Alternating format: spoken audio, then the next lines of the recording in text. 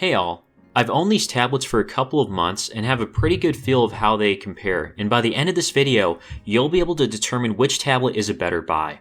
Both of these tablets were released earlier this year. I got the ONN 10 Pro from Walmart first that has two editions, a 32GB for $139 and a 64GB for $159.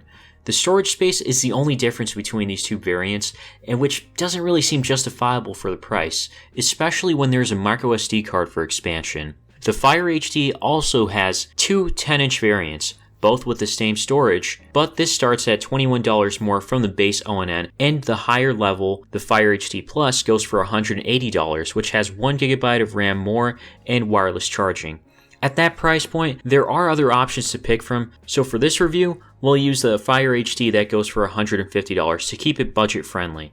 Speaking of being budget friendly, this price tends to go down to about $100 or less around Black Friday and Amazon Prime Day. The ONN tablets sometimes go on sale during Black Friday, but I haven't seen anything for the 10-inch Pro yet. On the surface, there are similarities between the two, both having a 10.1-inch screen, a 1920 by 1200 display, similar dimensions and ports, and 3GB of RAM. The speakers are located on the side that emits from both grills, except I think the Amazon Fire one sounds a little better. The screen looks noticeably better on the Fire 10 too, because it's laminated, has a 60Hz refresh rate, and not only that, but this has a widevine level of L1. This means that videos on all streaming platforms can be watched at Full HD 1080p and at 60fps for YouTube at least. With the ONN, you can only watch videos on YouTube at 1080p, not 60fps. The rest of the streaming platforms like Netflix and Disney Plus, videos will only play at 480p because of the widevine level being L3. This is a huge deal breaker because you can't take advantage of the decent 1080p IPS screen that would be otherwise meant for watching videos. Where you may think the ONN would have an advantage is OS. This is running a newer Android 11 that has KidSpace and an entertainment hub, while the Amazon Fire is still running Android 9 with the Fire OS skin on top of it. This makes it sound old, and you won't have the latest Android 10 or 11 features on it.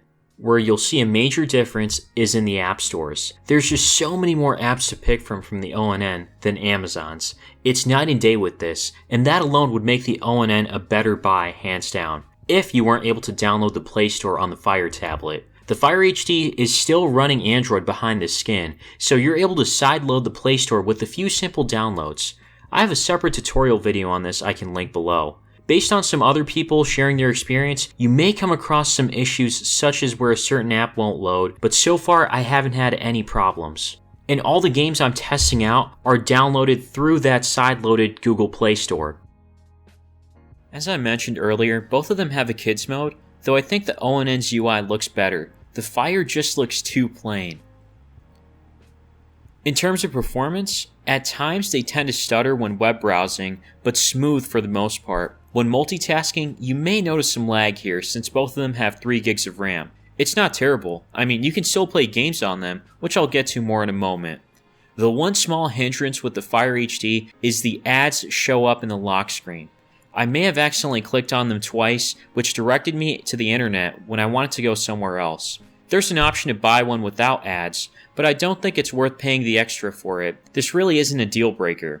The ONN doesn't have anything like that where you can pick your own lock screen wallpaper. An important part in performance is gaming. Both can handle simple 2D and some 3D games. However, the Fire tablet does a better job overall when playing games like Roblox and Genshin Impact, but high-end games still aren't really playable on these budget devices yet. They lose frame rates and get a little choppy. Battery life is an area I haven't tested out thoroughly, but based on the screen times and my personal use, the Fire HD does a better job. Another area I haven't tested out much is the voice assistant, and both work similarly, although the ONN wins here because the main problem with the Fire is that when you want it to open an app, none of the apps downloaded through the Play Store will be recognized by Alexa, just the ones downloaded from their own app store.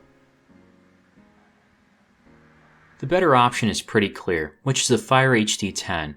Just the 1080p video support across streaming platforms makes this a great pickup choice for media consumption, not to mention this being laminated, a smooth 60Hz refresh rate. Gaming is also more smooth, and the Google Play Store can be side-loaded with a few downloads. Walmart needs to do more than just slap their name on a Chinese manufactured tablet, as well as have more options for better performance than just storage space increases. If you like this series, please leave a like, as I'll know to make more of these if enough people are interested. I hope this video was helpful, and thanks for watching. Alexa, what's the price of Bitcoin? Okay, here's Z currency. 1 Bitcoin is currently worth $64,668.